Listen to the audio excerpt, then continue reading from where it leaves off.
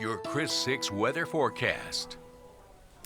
Hi everybody, welcome back and happy February 15th. It seemed like we just picked up where we left off yesterday with a low of 65 and an afternoon high of 85 degrees. And another unusually warm day. The 72 is normal, so 13 degrees above normal. Notice the record low set back in 2021. That's when we were at the beginning of the big freeze, and that was the lowest temperature recorded during the big freeze 2 years ago, 17 degrees here in Corpus Christi. Of course, no rainfall in spite of that cloud cover and our deficit continuing to grow. We'll check the lake levels as we normally do tomorrow, Thursday. So 80s for high temperatures today, and yesterday we had 89. The front comes in before daybreak in the morning, and we'll send temperatures down into the 30s here on Friday morning. And that'll mean a 50-degree drop in temperature. So it's going to get cold over the next 36 hours.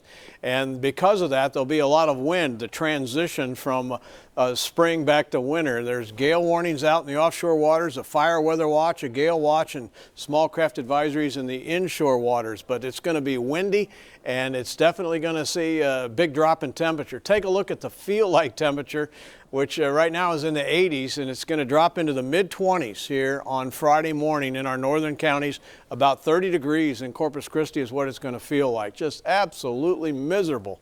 And then it comes back a little bit during the day on Friday, and will still be cold here on Saturday morning before that is it, and spring will have arrived, I think, in South Texas. 79 right now, winds blowing nearly 30 miles an hour from the south, and temperatures inland away from the water are pushing 90 degrees in George West, 88 in Fremont, and nearly that in Kingsville, 89 there. 60s along the coast next to that cool Gulf of Mexico water. And here's our frontal system. It's in the northern part of the state. It will be racing southward at about 60 to 70 miles an hour here the rest of the evening and overnight. It's freezing right now in Amarillo, and beyond that it's 12 in Denver and 10 in Casper. So that's where some of that modified Arctic air is coming from. It's really Canadian air in origin, so it's not going to last as long, and it's not going to freeze here from this because of some clouds and wind, but it's certainly going to be cold, and it's a huge change from the 80s we've had here the last several days. So there's the clouds leaving the area now. Not much moisture for this front to work with. On the north side of it, it has moisture, plenty of it, and it's snowing, almost like blizzard-like conditions in the Midwest tonight. There's the dry air in the upper atmosphere, so only straight isolated showers as this pushes on through.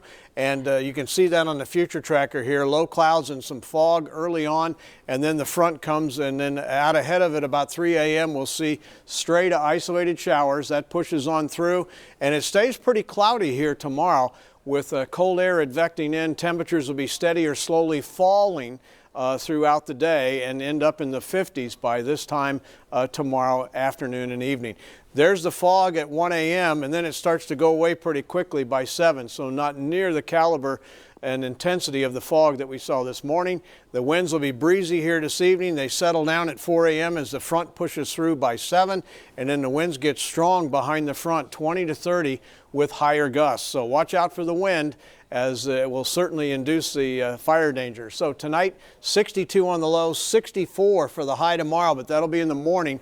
36 and 56 Friday, 37 and 63 Saturday, and then Sunday looks nice. We'll be up to 74, President's Day 81, and then it gets windy here Tuesday and Wednesday of next week, but temperatures will be warm.